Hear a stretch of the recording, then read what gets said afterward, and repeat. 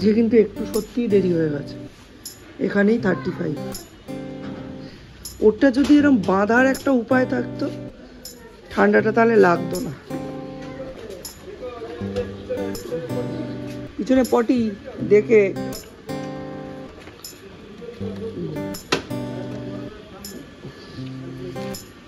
আসো আসো।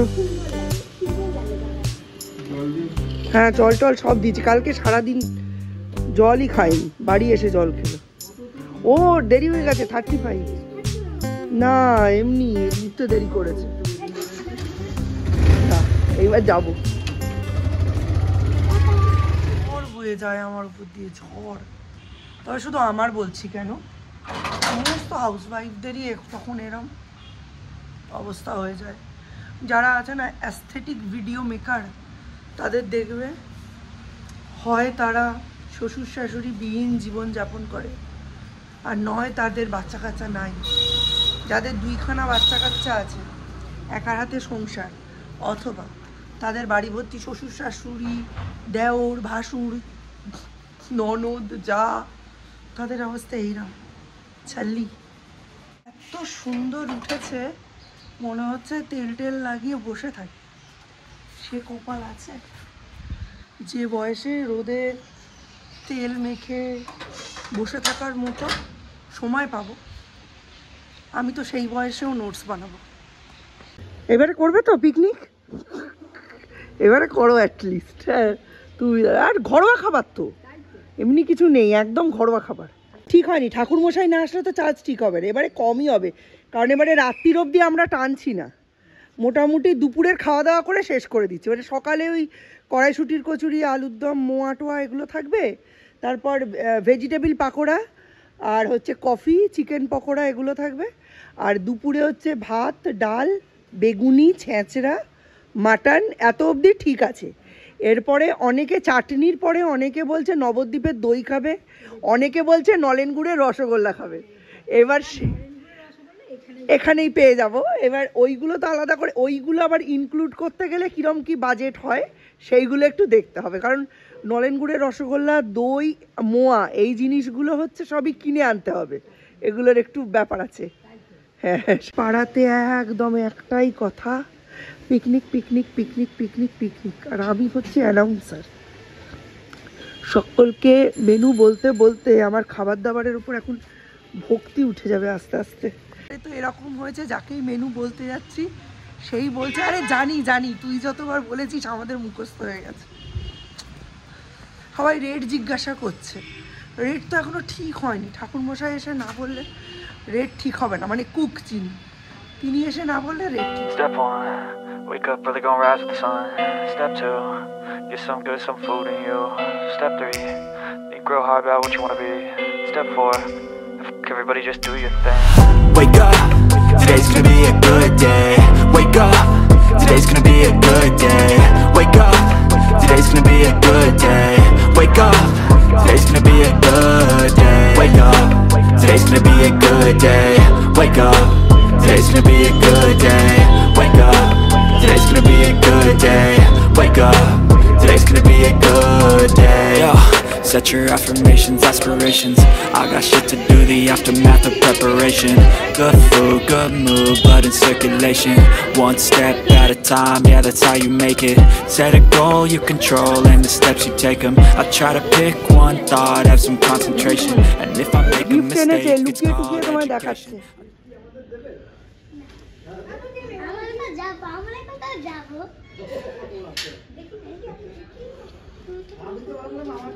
স্কুল থেকে দিয়েছে, আমি ভাবলাম যে আমার জন্য এনেছে নাকি। ওই যে 1 মার্চ থেকে 1 বছরের মধ্যে যে কোনো 6 জন নিকো পার্কে এন্ট্রি ফ্রি। আচ্ছা আচ্ছা 6 জনের বলেছে। 1 মার্চ থেকে শুরু করে 1 বছর, যবে ইচ্ছে যেতে পারো নাকি। দাদা ভয় লাগিয়ে দিয়েছে, এটা দাদাকে দাও। কি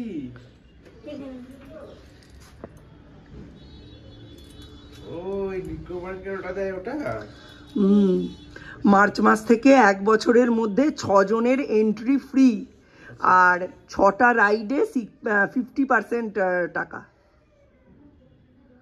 6জনের। তোমরা সকলেই হামি সিনেমাটা দেখেছো, হামির ফার্স্ট পার্টটা, যেখানে একজন বয়স্ক মানুষকে সেক্সুয়ালি অ্যাসল্ট করেছে এই নামে তাকে অভিযুক্ত করে তাকে জেলে দেওয়া হয়। পরবর্তীকালে জানা যায় না, তিনি সেসব কিছুই করেননি, কোনো ফিজিক্যাল বা সেক্সুয়াল হ্যারাসমেন্ট তিনি করেননি, কিন্তু ওনার নামের ওপর এই দাগটা কিন্তু রয়ে যায়। আমরা যারা অতিমাত্রায় মডার্ন, অতিমাত্রায় সেন্সিটিভ, তারা কোথাও কোথাও ইনসেন্সিটিভির মতো কাজ করে ফেলি প্রোফাইলের রিচ এনগেজমেন্ট বাড়ানোর জন্য, নতুন কিছু লোকের সামনে আনার জন্য আমরা মাঝে মাঝে এতটাই ইনসেন্সিটিভ হয়ে যাই যে আমরা বিচারই করি না যে সেই কাজটার এফেক্ট, আফটার এফেক্ট কী হতে চলেছে।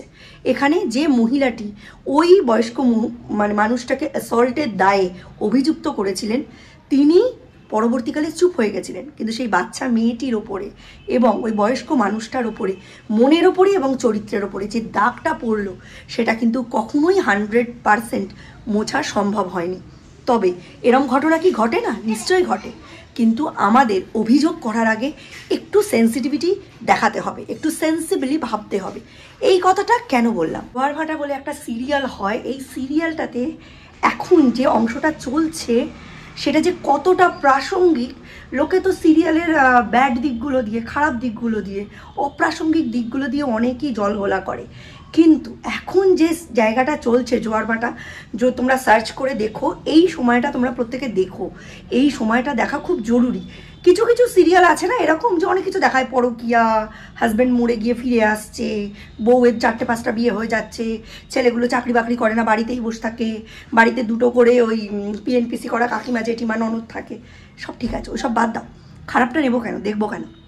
কিন্তু এখন জোয়ার ভাটাটাকে তোমাদের আমি দেখতে বলছি কারণ এই সময়টা ভীষণ ভীষণ ভালো হচ্ছে। একটি বাচ্চা মেয়ের ঘটনা এখানে দেখানো হচ্ছে, মানে এই এখন তার বয়স 20 থেকে 25-এর মধ্যে। তোমরা যদি বাচ্চা বলো বাচ্চা, আর কেউ যদি 20তেই বুড়ি কনসেপ্টে বিশ্বাসী দেখো, তাহলে সে বুড়ি। সে হঠাৎ করে তার মা রিভিল করে যে সে 14-15 বছর ধরে মেয়েটা চুপ হয়ে গিয়েছিল, মেয়েটা হাসতো না, খেলতো না, স্বাভাবিক আচরণ করতো না, কারোর সাথে মিশতো না, একটু গুম মেরে থাকতো। সেটা 15 থেকে 25-এর মধ্যে 10 বছরে তার মা বাবা বের করতে পারেনি কেন?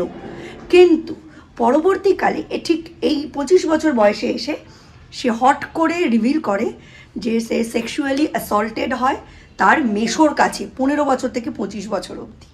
এটা কিন্তু একটা খুব বিটার ট্রুথ অনেক ফ্যামিলির, ইন্ডিয়ান ফ্যামিলির কি বাইরের আমি সেটা বলবো না, অনেক ফ্যামিলির যে একদম কম বয়স থেকে বাড়ির ফ্যামিলি পার্সনের দ্বারা তারা সেক্সুয়ালি অ্যাবিউজড হয়। সেটা ভাই হতে পারে, দাদা হতে পারে, কাকা হতে পারে, জ্যাঠা হতে পারে, মেশো পিসো হতে পারে, এমনকি বাবাও হতে পারে। কিন্তু বাচ্চারা কিন্তু কখনোই এই কথাটা কারোর কাছে শেয়ার করতে পারে না, ওরা শেকি হয়ে যায়, নিজের ভেতর গুটিয়ে যায়, ওরা মনে করে ওদেরই দোষ, উপরন্তু ওদের ভয় দেখানো হয়, শাসানো হয়। ওদের মধ্যে যখনই কোনো রকম অবাস্তব একটা মানে এফেক্ট দেখতে পাওয়া যাবে, চারপাশের সমস্ত ছেলেদের কাছ থেকে ওদের সরিয়ে নিয়ে আলাদা একটা সিকিউরিটি জোনে নিয়ে আসতে হবে মাকে। এই ঘটনাটাই দেখানো হচ্ছে এখন জোয়ার ভাটাতে।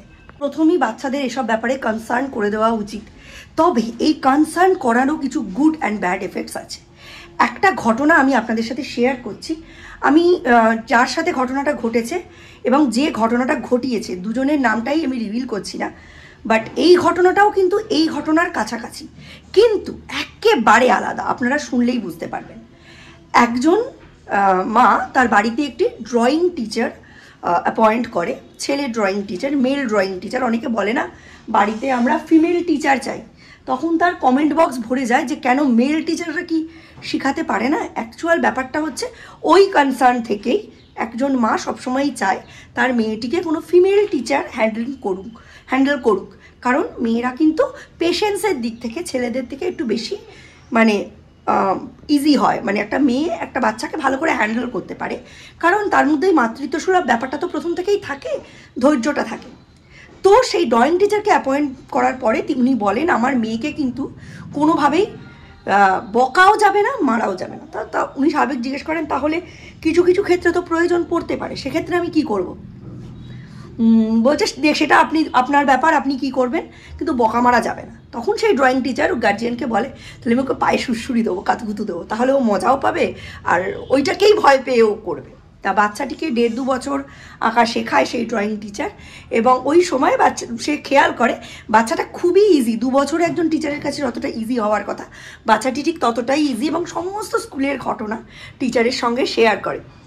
তো ভালো কথা, করতে করতে একটা দিন হয় সুরসুরি কাতুকুতু দিতে দিতে ড্রয়িং টিচারের হাতটা ওর বুকে লেগে যায়। বাচ্চা মেয়েটি ক্লাস 2-এ পড়ে এবং ও কিন্তু কেজি 2 থেকে আঁকা শিখছে। সঙ্গে সঙ্গে বাচ্চা মেয়েটি রেগে ওঠে, চিৎকার করে বলে, তুমি আমার দুধুতে কেন হাত দিলে? এইটা আমার প্রাইভেট পার্ট, তুমি আমার ব্যাড টাচ করেছো। সঙ্গে সঙ্গে ড্রয়িং টিচার যিনি আছেন উনি তো হতবাক হয়ে যান, কারণ এখন স্কুলে এইসব জিনিসগুলো শেখানো হয়, এখানে এখানে এখানে হাত দিলে ব্যাড টাচ, কিন্তু হাতটা তো লেগেও যেতে পারে। এইবার ভাবুন, একজন টিচারের যদি এই রকম একটা ব্যাড পাবলিসিটি হয়ে যায়, নেগেটিভ পাবলিসিটি হয়ে যায়, সে আর জীবনে স্টুডেন্ট পাবে? তার তো পুরো ফ্যামিলিটাই চলে, জীবনযাত্রাটাই চলে এই ইনকামের ওপর ভিত্তি করে। স্কুলে এটা শেখানো হচ্ছে যে এখানে এখানে এখানে হাত দিলে ব্যাড টাচ, কিন্তু এটা শেখানো হচ্ছে না ব্যাড ইন্টেনশনে টাচ দিলে, if you feel bad then only it is bad touch. এইটা শেখানো হচ্ছে না। সঙ্গে সঙ্গে সেই টিচার মুহূর্তের ফ্র্যাকশনে ডিসিশান নিয়ে নেয় যে মাকে ডাকতে হবে, কারণ চলে যাওয়ার পর মাকে বাচ্চাটি বললে এটা একটা অন্যরকম দৃষ্টান্ত হবে। মাকে ডেকে উনি ঘটনাটা বলেন, মা তো হেসেই উড়িয়ে দেন, বলেন যে তোমাকে আমরা চিনি, তোমাকে আমরা পুরো ভরসা করি। কিন্তু ওই ড্রয়িং টিচার সেদিনই বলে দেন, আপনাকে 1 সপ্তাহ সময় দিচ্ছি, এই 1 সপ্তাহে ওর 2টো ক্লাস পেন্ডিং হবে, সে 2টো আমি পরে করিয়ে দেবো, আপনি আগে আপনার কর্তার সঙ্গে বসে ডিসিশান নিন যে আপনারা আমায় রাখবেন কি না, নাম্বার 1। নাম্বার 2, ওর কাছে এটা ক্লিয়ার করুন যে it is not a bad touch. শুধু ওই ঠুনকো শিখিয়ে দিলেও স্কুলের দায়িত্ব শেষ হয়ে যায় না যে কোথায় কোথায় হাত দিলে গুড টাচ, কোথায় কোথায় হাত দিলে ব্যাড টাচ। এটাও শেখাতে হয় কি ইন্টেনশনে। এবার একটা 5 বছর 6 বছর 8 বছরের বাচ্চাকে আপনি ইন্টেনশন শেখাবেন কি করে? তারা তো রিঅ্যাক্টিভ হয়ে যাবে, তারা অতিরিক্ত মাত্রায় সচেতন হয়ে যাবে, তারা সেন্সিটিভ হয়ে যাবে। দুটো দিকই আছে, আমাদের জানাতেও হবে ট্রুথটা, কিন্তু বেশ ঠিকভাবে জানাতে হবে, দুটোই দিক। আমি জাস্ট জোয়ার ভাটাটা দেখছি আর এই ঘটনাটাকে রিলেট করছি।